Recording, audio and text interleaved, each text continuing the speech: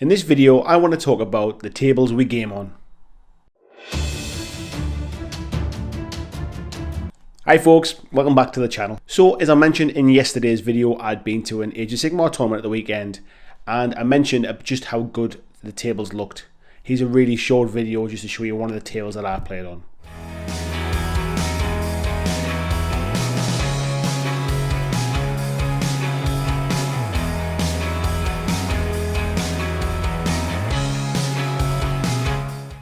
I also mentioned that I might bring this topic up this week, and I thought no time like the present, so here we are. And this is about the tables that other tournaments I'd seen on Facebook over the weekend that the games had been played on, and just about how bare they were. I won't mention what the tournaments were because I don't think it's relevant, and I'm sure the guys and girls who went to these tournaments had a great time. However, some of the tables looked like this.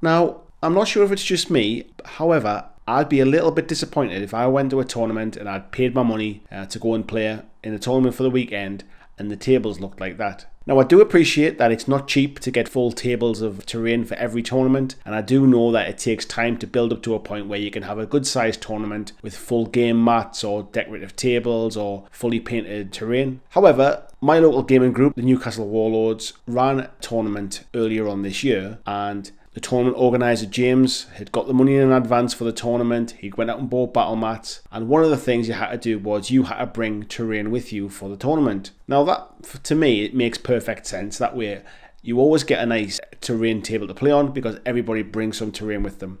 So there's cheaper ways, if you're organising a tournament for the first time, there's cheaper ways to make sure that you have terrain for your tournament. Now, some of the pictures that I've just shown you had bare MDF tables and just kind of cut out bits of paper taped down for terrain, or they had sort of very minimal terrain of just kind of those very flat kind of neoprene little mat type terrain things that show trees. Now, I know in some games these are quite popular. I know in Guild Ball they're quite popular, and I think in War Machine as well they're quite popular because it's a very black and white, you're in or you're out kind of in cover or whatever. There's none of this like, well, that branch is overhanging me but the base isn't.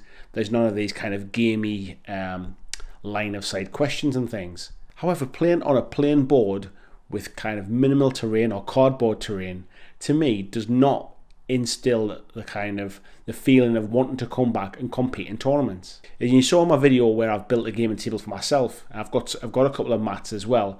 I need to try and sort out some terrain for myself as well. I wouldn't have gone to all of that trouble if I was quite happy just to play on a bare piece of board and put a couple of Coke cans down as terrain. I spend a lot of money buying miniatures. I spend a lot of time putting them together and painting them, and I want to be immersed into the story, into the background, into the kind of into the fantasy land of the games I'm playing. You know, each of my characters have got a little backstory in my head, and as I'm fighting out these battles, I kind of, I can see the stories emerging. For example, we had our tournament on Saturday, and in my last game, my Stonehorn went up against a Tree Lord Ancient from a Sylvaneth army, and the two of them battled it out for 3 or 4 rounds of combat. And I was chatting to Scott, who was the guy I was playing against, and both of us had that same feeling of just watching that battle pan out and the blows going backwards and forwards. And it was all part of the show. It was all part of the game. But seeing these tables just made me think, am I kind of in a minority feeling that way about it? Is that the common sort of way that most tournaments are played? Have I just been dead lucky and I've been to a few tournaments over the years where there was some good terrain? Is that just how most games are played these days? Is terrain and is the look of the table less important? So, relatively quick one today. Just thought I'd offer it over to you guys. Let me know about the tournaments you've been to and tell me down in the comments below, am I being kind of unreasonable to expect a tournament to have a good boards and good terrain? Certainly for the sort of like the top tables, maybe even if they can't afford to sort it out for everything. Or is that just the standard? Is that just how it is these days? Bit of an update about the Necrons. I've actually managed to build up my 12 Necron warriors. and I'm going to get some paint on them tonight. So potentially in tomorrow's video I might show you a little bit of an update where I'm up to. Thanks everyone who've commented on my last video about the Necrons, telling me what units to get. Idic Beer, fantastic source of inspiration, and anybody else starting Necron armies, please do check out his channel if you're not already aware of it, because he pretty much is the master of Necrons when it comes to YouTube.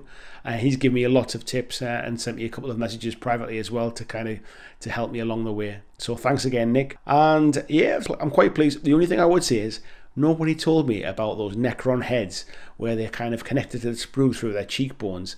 What a kind of struggle it was to get them off the sprue. Anyway, minor things. They're on their way, and I should have, is it about 144 points of them, I suppose. 12. I think they're 12 points each, 12 models. I'll have about 144 points of my 1,000 points needed. So I'm kind of 10% of the way there. That can't be too bad after one day, is it? Thanks again for watching, and I'll see you in tomorrow's video.